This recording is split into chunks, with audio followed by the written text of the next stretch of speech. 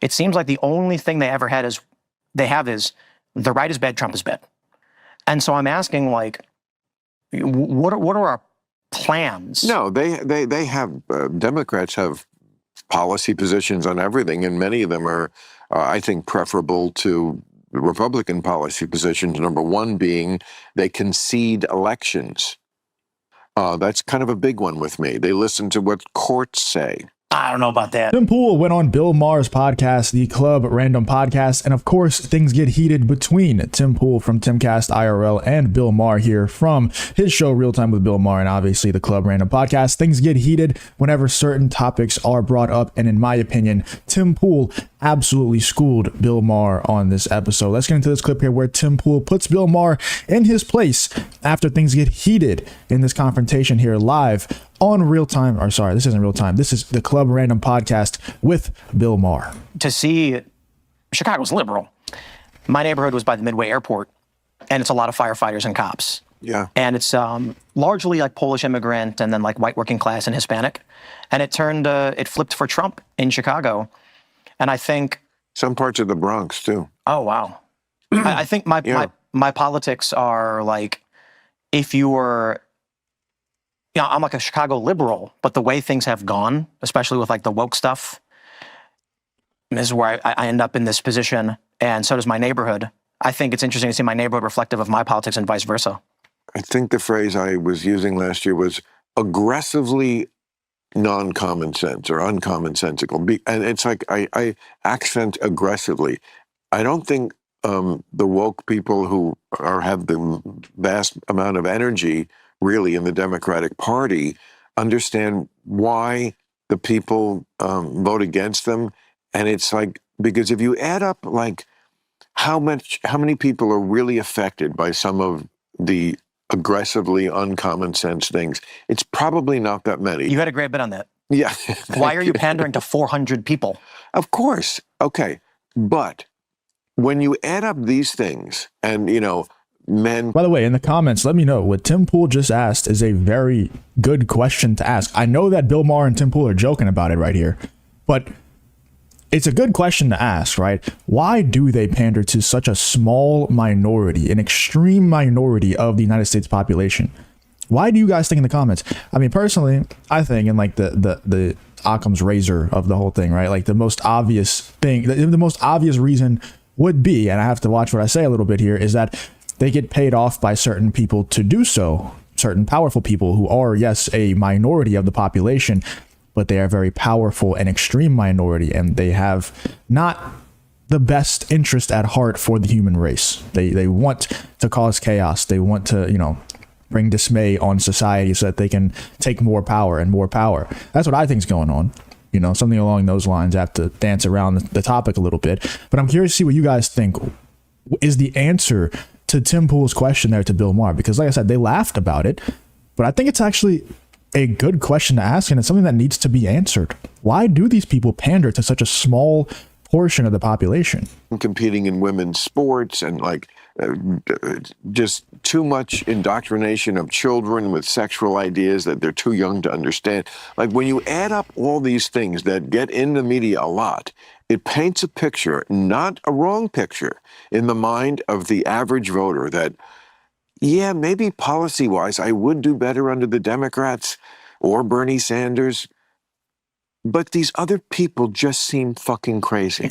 They seem like committed to just going to absurd lengths just for shits and giggles, just for the fuck of it, just this bizarre attachment to things that are just ridiculous. I think it's to hate the other side. It is. Yeah. And that's certainly what the other side does. They call it making you cry your liberal tears. Oh, yeah. The entire policy, well, not always now. There are some things that have different motivations. I know you're involved with the tariff debate. Oh, yeah. Because, that works both ways. Sometimes free trade does hurt people. Yep. And that's why there are tariff. Trump is not the first person to advocate tariffs. He's just the first person to do it in this kind of crazy, haphazard way. Right, I agree. And I think that when he announced selective tariffs, I was like, all right, let's go. Then when he announced universal tariffs, I was like, I don't know if that makes sense. What is he doing? And I'm, but I'm not in. I think one of the problems that we've seen over the past several years with Trump is the immediate assumption that that he's a crazy person all the time. And so the only thing I can say is, well, look, I voted for the guy. I think this is probably doesn't make sense to me, but I'll see what happens and we'll see if it makes sense. Selective tariffs, I think, do make sense. But I do think that the way the Democratic Party has handled opposition has guaranteed the kind of Trumpian politics. Well, I'm sure you heard about my little trip to the White House. Absolutely. And very impressive. Thank you. And the thing that upset the far left so much, these same people who believe in the crazy things I was just mentioning, and the ones who really hate me, they really found a new reason to hate me, because when I came back and gave my report about it, among the things I said, to your point about everything is he crazy, was, I think, word for word, a crazy person doesn't live in the White House. Mm. A person who plays a crazy person on TV lives in the White House. Yeah. And they found that very triggering. But again, as I said many times during that piece, I'm just going to tell you the truth. I didn't vote for him. I think we all know that. I went right back to being as tough on him as I ever had been. So I wasn't seduced, but that was my estimation. Again, to your point about, is he just crazy? When you meet him in person and spend that kind of time, and he's not on his his attack mode thing, he does not strike you as a crazy person or a person who doesn't listen or can't hear things. Again, they were very mad at me for saying this, but that's what happened. And I am not a liar. That's my main bond with the audience. So even if I offended some people by telling the truth, in the long run, that's what I do. And they, yeah. What I saw in 2020, I was not going to vote for Trump. I'll never vote for Trump. I don't like Trump. And I donated the max to Andrew Yang and Tulsi Gabbard. And my position, my whole thought process was the Democrats are going crazy, and we need the moderate, sane Democrats to maintain control of this party and stop the insanity. Correct. And they lost.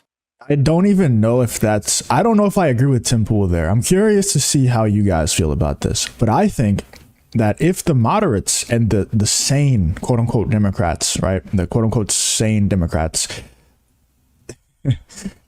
if they actually retain power over the party of the Democratic Party, or if they get power, right, if they get power back over the Democratic Party, I think that the Democratic Party would probably win a lot of races. Like if, let's say, for example, the Democratic Party adopted ideas of such as like Anna Kasparian and those people, I think they'd win a lot. They would win a lot. I think the right wing, the Republican Party, would be in big trouble.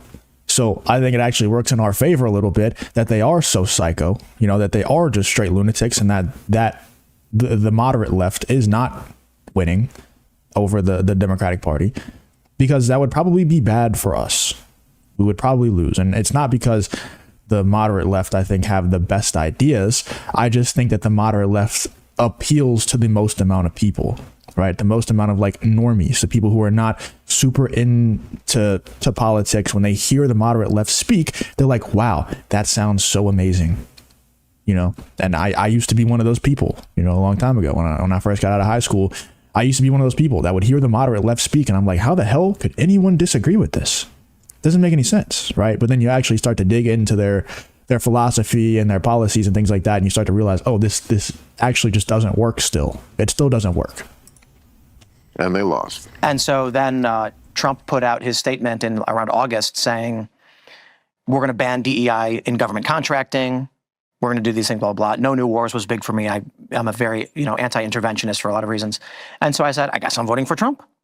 Instantly, it was like the liberals, even YouTube, they all said, we're going to move your name over to this list. I kid you not. There's representatives at YouTube. They told me straight up that the liberal rep was no longer representing me and they were switching me to a conservative rep. It was the weirdest thing. Yeah. And I'm like, it's not that I like who Trump is or that I'm thinking that conservatives have good policy. I'm pro-choice. The issue is that the you can look at it right now. There's no charismatic leaders. There's no front runners. There's no policy position. It seems like the only thing they ever had is the right is bad, Trump is bad. And so I'm asking, like, what are our plans? No, they have Democrats have policy positions on everything, and many of them are, I think, preferable to Republican policy positions. Number one being they concede elections. That's kind of a big one with me. They listen to what courts say. I don't know about that. You don't think they listen to what courts say? I mean, so Joe Biden, I mean, that's ignored the court rulings twice on forgiving student loans, and then tried to decree the Equal Rights Amendment. That's true. That's true. But I'm not saying to defend Trump. I'm just saying, like, I gotta say, I have to agree with Tim Pool here over Bill Maher. Even though Bill Maher is not as insane as he used to be, Tim Pool definitely just like runs circles around Bill Maher, because Bill Maher is still not willing to fully accept and embrace the truth. The things that he knows are the truth. We can all see the wheels turning. We all see him going to the White House and visiting with Donald Trump and everything like that. But he still will not fully agree with Tim Pool because he has a mental block. I guess he feels like he just can't do it. Let me know in the comments, though, what you guys think about this appearance from Tim Pool here on Bill Maher's show, the Club Random Podcast. Who do you think won this debate/discussion? Do you think Tim Pool came out on top, or do you think it was Bill Maher? Let me know in the comments what you guys think about this whole Tim Pool versus Bill Maher situation.